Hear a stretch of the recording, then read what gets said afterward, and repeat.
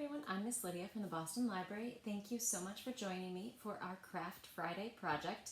With Halloween coming up, I thought this would be the perfect time to make some ghosts.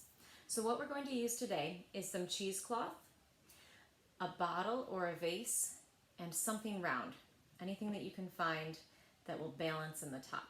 So for one of them I have just a plastic bottle and a golf ball. The other one I'm going to be using a slightly larger vase and a light bulb. But because I don't want my material to stick to this one, because I do hope to salvage both of these items, I am using a little bit of cling wrap over the top of those to protect that surface. I also have some parchment paper down on my work surface because we are going to be using some glue and water to mix that together and create kind of almost like a paper mache sort of effect over the top, and that will stiffen up our cheesecloth. So this one does get a little bit messy. You do want to have some paper towels on hand to wipe off your hands if you end up getting glue on them, which you will. So our first step, once you've gathered all your supplies, is to cut the cheesecloth into some smaller pieces that will drape over our bottles. So you want it to kind of pool down around the base. That's going to actually hold your ghost up once we take the form out from the middle. So you're going to cut a few pieces that are at least that length, and you can always trim them a little bit once you've got the ghost mostly done. So again, you just want to create a little bit of a base around the bottom there. Depending on how transparent you want your ghost to be, you can do it with just one layer, or you can add additional layers to make a more solid form. So I've cut 4 pieces. This is going to make me 2 ghosts. So I have my pieces all set, and I'm going to just set those aside for right now, and I'm going to mix up my glue.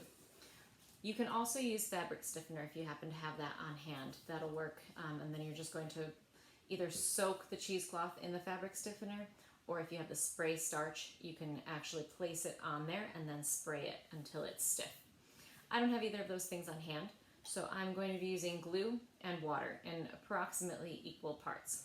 So I have a bowl here that I have lined with a couple of plastic bags to protect it, and I'm going to squeeze in a good amount of glue, add in some water. And it's not an exact science, so you can just kind of mix it up until you have the right consistency. So then I'm just going to take that and stir it. And I can continue to add more glue and more water until I have enough. Once you get that mixed up, it should be pretty runny. So you can see it's almost watery. Then I'm going to take one of my pieces of cheesecloth, and here's where it starts to get messy. I'm going to dunk it right into that solution and fully soak it.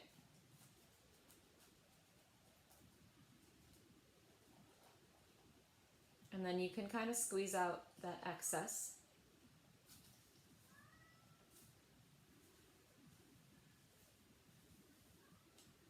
And then you're going to gently separate back out that cheesecloth.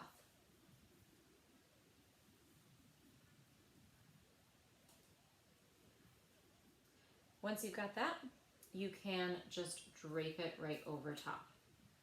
And then you can adjust it once it's draped.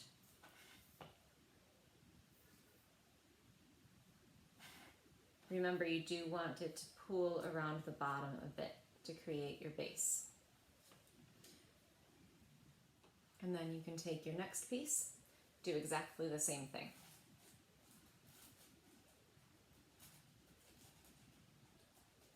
When I have that piece fully spread out, I'm going to do the same thing and just kind of stagger my edges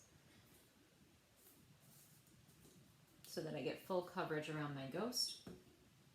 You can also kind of tweak it a little bit to try to get some arms so that they kind of stick out a little bit. I have a plan to have a sign hanging on this one, so I'm going to try my very best to get his arms to stick out to hold that sign.